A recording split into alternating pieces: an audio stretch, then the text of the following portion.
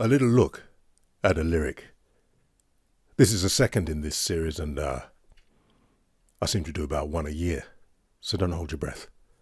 But this one occurred to me. See what you think. I'm discontented with homes that are rented, but I have invented my own. Darling, this place is a lover's oasis, where life's weary chase is unknown. Far from the cry of the city, where flowers pretty caress the streams.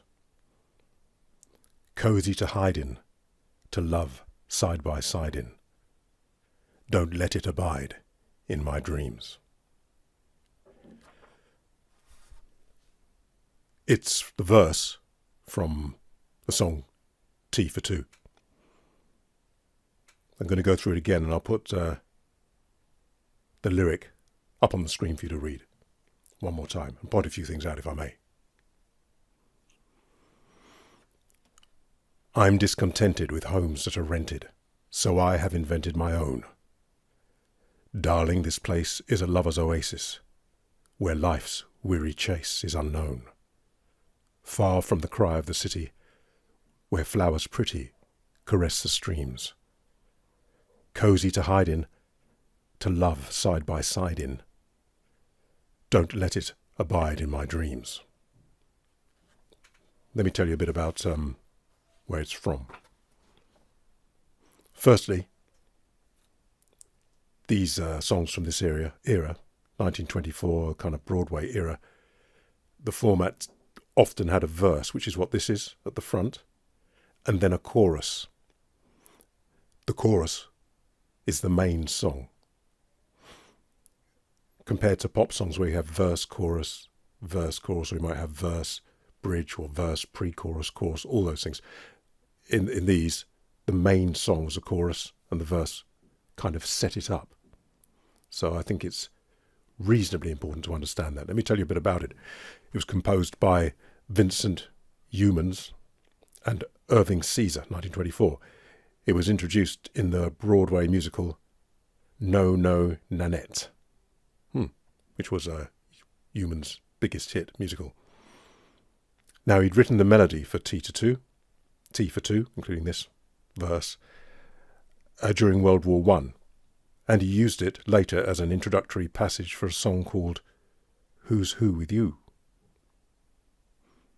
Later, he developed the idea into a song that the hero could sing to the heroine. So you'll hear Tea for Two sung from a male perspective and from a female perspective, but it seems originally it was from a male perspective. But if you're a songwriter, it might be interesting to not limit yourself with your song because a female might want to cover it or whatever. So this No, No, Nanette is a kind of a musical comedy of farce, so bear that in mind. I'd like to go through the verse then, kind of setting the thing up. I'm discontented with homes that are rented, so I have invented my own. Seems pretty good to me. No complaints there. Darling, this place is a lover's oasis.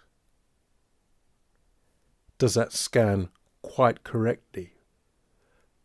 You might say not, but I think sometimes that little bit of poetic license, if it's done well, it's actually quite nice in the best sense of that word. It's kind of cute.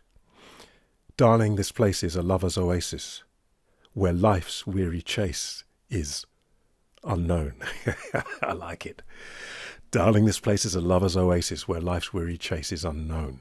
When you put it together, excellent, it seems to me. Far from the cry of the city. I like that, the cry of the city. Far from the cry of the city, where flowers pretty caress the streams. I like that too. I mean, it's old-fashioned language, no? But I think it's very well done.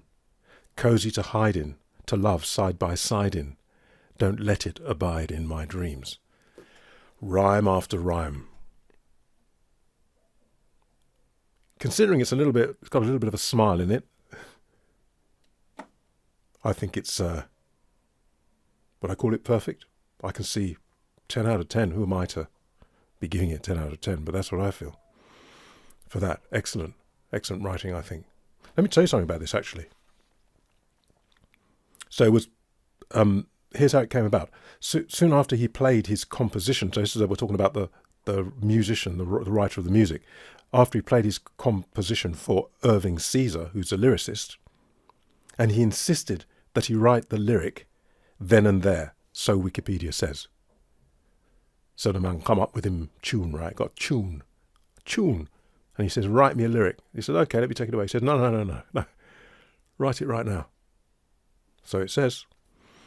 So Caesar jotted down a mock-up lyric, intending to revise it later on. Humans loved the mock-up and convinced Caesar it was perfect for the melody. So it would seem he just jotted it off like that. And we're not finished yet. That's just the first bit. We'll go on to the next bit.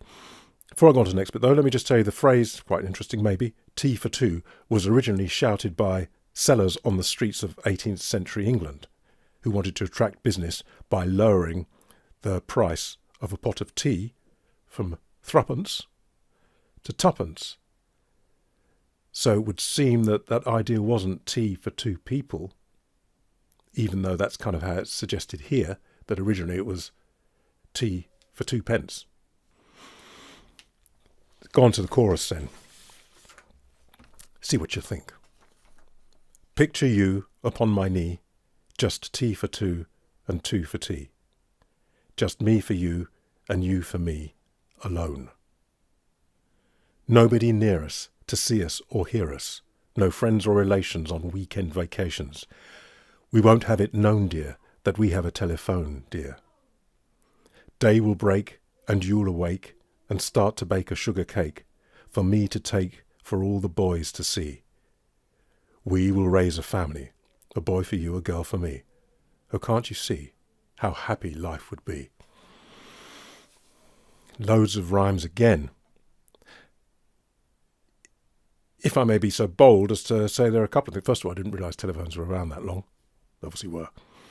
Let's go through that one again, if I may. First bit, fine. Picture you upon my knee, just tea for two and two for tea. If a girl was singing it, she tends to sing picture me upon your knee, because you have a big man like me on your knee. You're not going to like it for very long. Nobody near us to see us or hear us, no friends or relations on weekend vacations. Very good, isn't it? We won't have it known, dear, that we have a telephone, dear. Now, the way the song goes, the emphasis is in the wrong place. Well, wrong. We won't have it known, dear, that we have a telephone, dear. Telephone, you would say, wouldn't you? Not telephone. But again, it's a little bit cheeky. We won't have it known, dear, that we have a telephone, dear. It's the way it goes when you hear the melody. So, yeah, day will break and you'll awake. Now, grammar, some of you are much better at this kind of thing than me. I had a quick look, and that seems to be wrong. Day will break and you'll awaken, surely. But I wonder, you see, because language changes. I wonder because day will break and you could have said, day will break and you will wake and start to bake a sugar cake. Is there anything wrong with that? I can't see it, and it must have occurred to him, I'm guessing. So maybe in those days, day will break and you'll awake. Or maybe it was a joke. Sometimes I had little jokes in there. Grammatical jokes, I think, sometimes. So I wonder about that then. But anyway, and start to bake a sugar cake for me to take for all the boys to see. We will raise a family, a boy for you, a girl for me. Oh, can't you see how happy life would be? I mean, really, I think it's very good. I've pointed out a few things that, are they even significant? Are they significant? I don't know. It's cheerful, isn't it?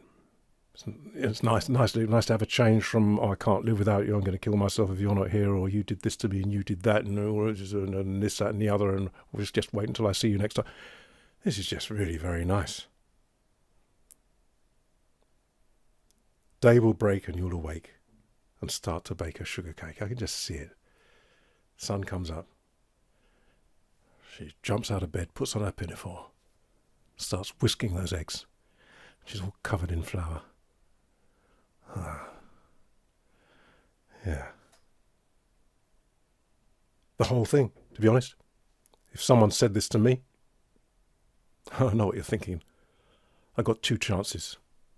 Fat and slim. But if someone said this to me, I think I'd just... Oh,